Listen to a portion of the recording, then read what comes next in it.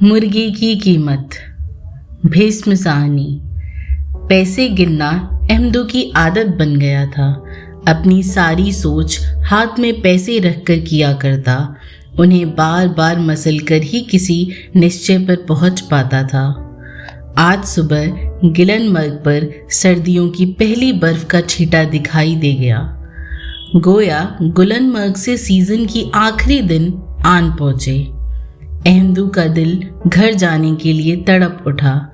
5 महीनों से लगातार बोझ उठा रहा था।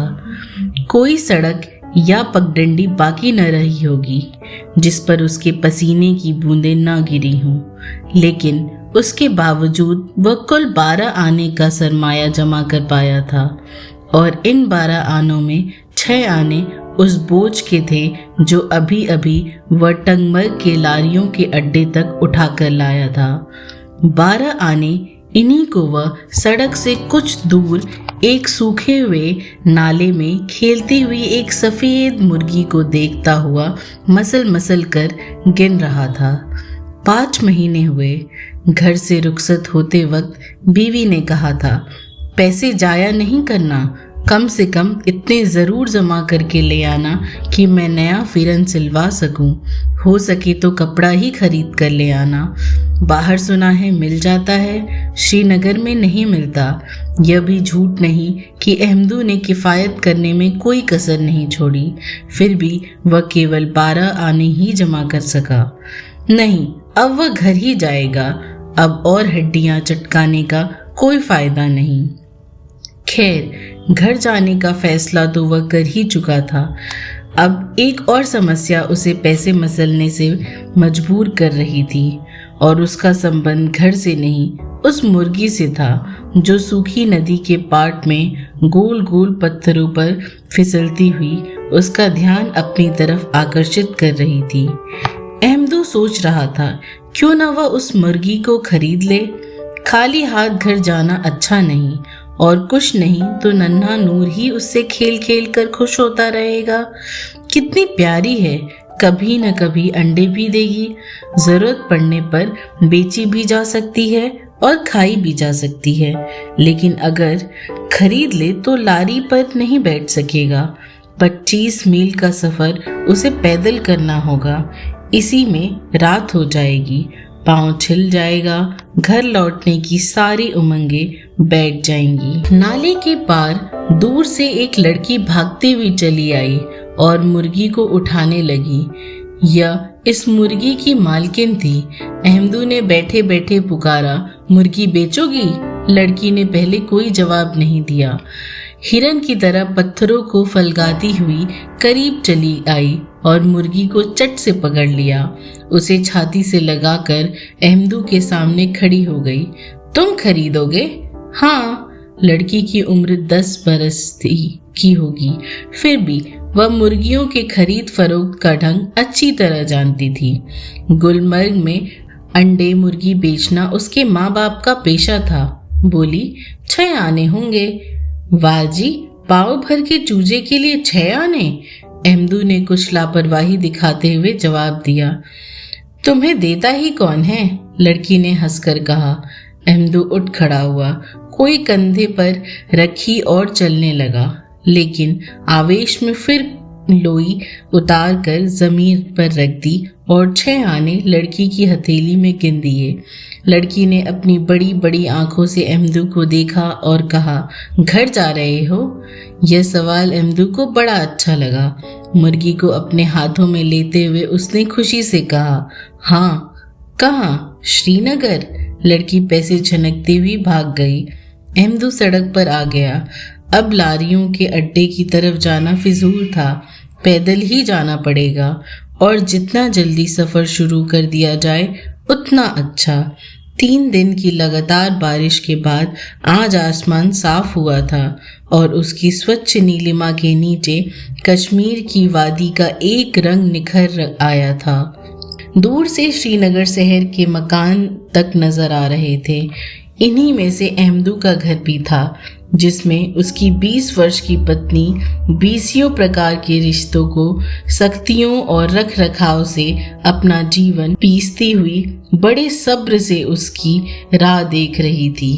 अहमदू का जी चाहा कि बच्ची को फिर बुलाए और उससे बातें करे, मगर वह दूर जा चुकी थी। अपनी कुड़कुड़ाती हुई मुर्गी के नर्म बदन पर हाथ फेर फेर कर अपनी कल्पना ही से बातें करता हुआ वह नंगे पांव सड़क पर चलने लगा। ऊंचे ऊंचे सफेद पेड़ों कतारों के दरमियान श्रीनगर वाली सड़क पहले कुछ दूर तक बल खाती हुई और बाद में सीधी चली जाती है। अहमदू उस पर दोपहर तक चलता गया, कंधे झुके हुए, कुली की विशेष चाल जैसे कोई अदृश्य बोझ हर वक्त उठाए हुए हो, बायां हाथ कंधे पर पड़ी लोई पर रखे हुए और दाएं हाथ में मुर्गी को उठाए हुए, जो चकित सी बिटक बिटक कर दाएं बाएं देख रही थी। अपने अंगूठे के नीचे अहमदू उसके दिल की धड़कन महसूस कर रहा था, जिससे उसे अपने जीवन के सुखद क्षणों की याद आ जाती थी। दोपहर होते होते अहमदू ने कोई 12 मील तय कर लिए। पहाड़ की ठंडी हवा की जगह अब मैदान की गर्म हवा चलने लगी थी, जो बेत के दरख्तों की कड़वी बूसी लदी हुई थी। अहमदू ने चाहा किसी गांव में पहुंचकर चाय पी ले और कुछ खा ले, क्योंकि भूख जोरों से लग रही थी और पांव थक गए थे। लेकिन दूसरी तरफ जल्दी घर पहुंचने के लिए जी मचल रहा था। वह सोच में पड़ गया। बचे हुए 6 आने फटे हुए कोट की जेब से निकालकर वह सिर मसलने लगा। क्या 6 आने में बाकी सफर लारी में बैठकर नहीं हो सकता? आधे के करीब फासला तो वह काट ही चुका था, शायद कोई बिठा ले। सोचते सोचते वह 2-1 मील और निकल गया। लारियां गुजरती, लेकिन वह हाथ दिखाने की हिम्मत न कर पाता। कौन गालियां सुने? आखिर इन 5 महीनों में कोई कम गालियां सुनी नहीं थी। लेकिन भूख और थकावट ने अहमदू को बाध्य कर दिया कि वह रुक रुक कर बसों को ठहरने का इशारा करे, पर बसें अक्सर उसके मुंह पर धूल के झापड़ मार कर निकल गईं। जो रुकी उन्होंने उसे अपमानित किया, क्योंकि अभी तक वह उस सीमा के अंदर दाखिल नहीं हुआ था जहां से श्रीनगर तक 6 आने में सफ़र किया जा सकता है। जब उस सीमा में वह दाखिल हुआ तो सूरज अस्पताल में पहुंच चुका था। एक लारी रुकी। जब उस सीमा में वह दाखिल हुआ तो सूरज डूब चुका था। एक लारी रुकी। क्लीनर ने 6 आने पेशगी के लिए और पिछले हिस्से में अहमदू को भी ठूस दिया। यह उसके लिए बहशित में पहुंच जाने के बराबर था। 2 झकोले लगते ही वह बैठा बैठा सो गया। जब उसकी नींद टूटी तो लारी खड़ी थी और वातावरण धूल से सटा हुआ था। इस धूल में श्रीनगर की सुपरिचित गंध थी। अहमदू ने खुशी से आंखें मलते हुए लोई संभाली, मुर्गी को अपने पसीने से तर दाएं हाथ में बाएं हाथ में लिया और उतरने की तैयारी करने लगा। लेकिन दूसरे मुसाफिर क्यों नहीं उतर रहे थे? अहमदू ने बाहर झांक कर देखा। लारी एक चुंगी घर के सामने खड़ी थी। दरिया के किनारे एक छोटी सी इमारत, उसके बरामदे में बड़ी सी पुरानी मेज, उस पर बहुत से खाकी कागज और उन पर आंखें जमाए हुए 2 दुबले दुबले बाबू। उन्हें देखते हुए अहमदू का माथा ठनका। यहाँ हर चीज़ पर महसूल देना पड़ता है तो मुर्गी पर भी देना होगा। उसकी जेब में कच्ची कौड़ी भी न थी। सहसा उसे ज्ञात हुआ कि वह एक नई मुश्किल में फंस गया है। उसका घर यहाँ से करीब ही था। किसी डूंगे या नाव में दरिया पार करके वह 5 मिनट में घर पहुँच सकता था, लेकिन चुंगी वालों से नज़र बचाकर निकल जाना असंभव। या अल्लाह! उसने देखा कि बाबुओं के सामने पैदल चलकर आए हुए देहातियों की कतार लगी है। किसी के हाथ में सब्जी है, किसी के पास फल या अंडे। इनके पीछे 2 मुर्गियां बगल में दबाए हुए बुढ़िया भी खड़ी है और दबे दबे चपरासी की मिन्नत कर रही है। अहमदू को उसकी आवाज़ भी कुछ कुछ सुनाई दी। वह कह रही थी, मैं इन्हें अपने घर से लाई हूँ। उस सामने वाले डुग्गी में जाऊंगी, वह भी मेरा अपना है। हम लोग लकड़ी ढोते हैं, आज ही रात 12 मूल रवाना होंगे। खाने पीने का सामान घर से ले जाएं तो और कहाँ से ले जाएं? मैं इन्हें अपने घर से लाई हूँ। उस सामने वाली डुगी में जाऊंगी, वह भी मेरा अपना है। हम लोग लकड़ी ढोते हैं, आज ही रात 12 मूला रवाना होंगे। खाने पीने का सामान घर से न ले जाएं तो और कहाँ से ले जाएं? मुझे मालूम होता कि तुम रोकोगे बेटा, तो मैं इधर से आती ही क्यों? पहले तो कभी किसी ने नहीं रोका। अहमदू का दिल बैठने लगा, वह बिल्कुल बदहवास हो गया। उसे और तो कुछ न सूझा। उसने मुर्गी को अपनी लोई में छिपा लिया। मेज के पीछे बाबू चुपचाप बैठे थे। एक पीली पगड़ी बांधे हुए करीब 35 वर्ष का कश्मीरी पंडित था। उसके चेहरे से जाहिर था कि उसका हाजमा और ईमान दोनों कमज़ोर हैं। उसके सामने मेज पर एक संदूकूचा पड़ा हुआ था जिसमें चुंगी के पैसे जमा किए जाते थे। दूसरा बाबू आंखों पर सस्ता सा चश्मा लगाए, कान के पीछे कलम अटकाए हुए शून्य में देख रहा था। उसके सामने एक खुला हुआ रजिस्टर पड़ा हुआ था जिसमें चुंगी का हिसाब दर्ज होता था। अहमदू ने फिर बुढ़िया की तरफ देखा। वह इस अपराजित ढंग के हाथ और सिर हिला हिलाकर बातें कर रही थी कि जैसे महसूल माफ करवा के छोड़ेगी। लेकिन उसी क्षण चपरासी ने बुढ़िया को जोर से धक्का दिया। दोनों मुर्गियां जोर से कुड़कुड़ाईं। बुढ़िया अब खामोश हो गई। अपने दुपट्टे की छोर से उसने गांठ खोलकर कुछ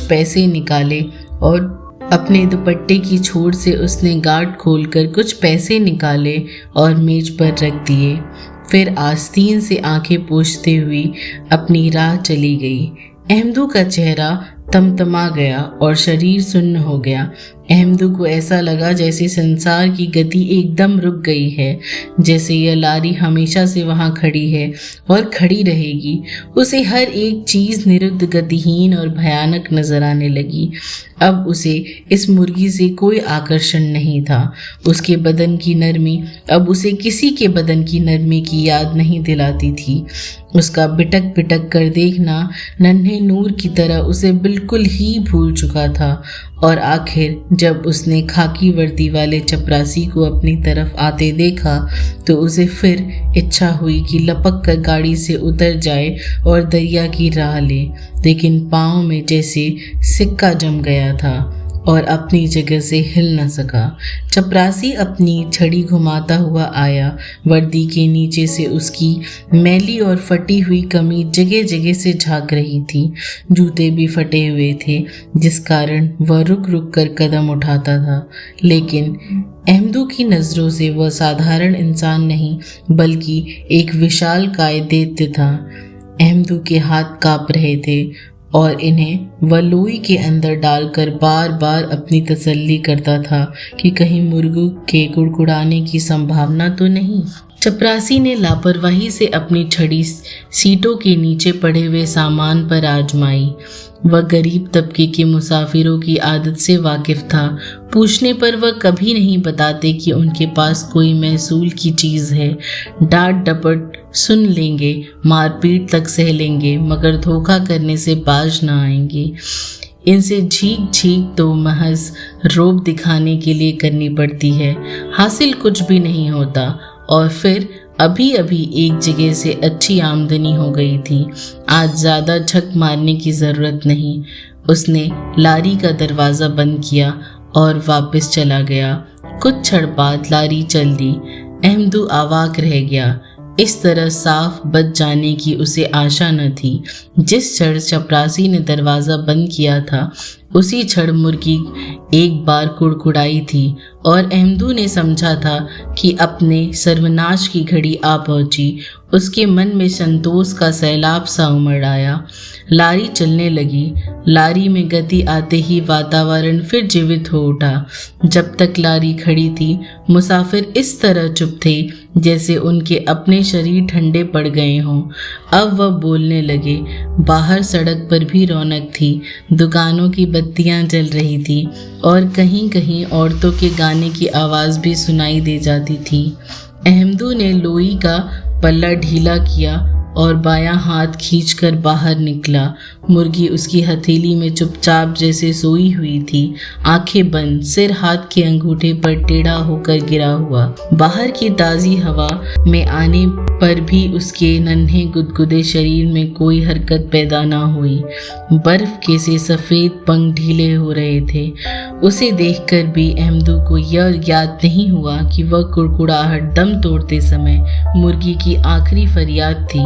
वह अपने हाथों से उसे कत्ल कर चुका था। एकाएक अहमदू की आंखों से टप टप आंसू गिरने लगे और वह सिसकियां भरने लगा। देखते देखते उसकी सिसकियां तेज होती गईं और वह बिलक बिलक कर रोने लगा। मुसाफिरों की समझ में नहीं आया कि इस जाहिल कश्मीरी हतो को क्या हो गया है, वह क्यों रो रहा है और बड़बड़ाकर क्या कह रहा है। न ही उन्हें जानने की उत्सुकता थी। क्लीनर ने रस्सी खींचकर गाड़ी रुकवा ली और अहमदू को धक्के देकर नीचे उतार दिया। सड़क के इस हिस्से पर धूप अंधेरा था। लारी के चले जाने पर अहमदू सतब्ध खड़ा रहा, फिर धीरे धीरे एक पुल की ओर जाने लगा जो सड़क के किनारे एक नाले पर बना हुआ था। थोड़ी देर तक वहां खड़ा रहने के बाद उसने वह परों को सफ़ेद गोल सी गेंद फूल के नीचे फेंक दी और फिर घर की ओर जाने लगा। अब न उसके पास पैसे थे और न आगे के लिए कोई निश्चय करना बाकी था। धन्यवाद।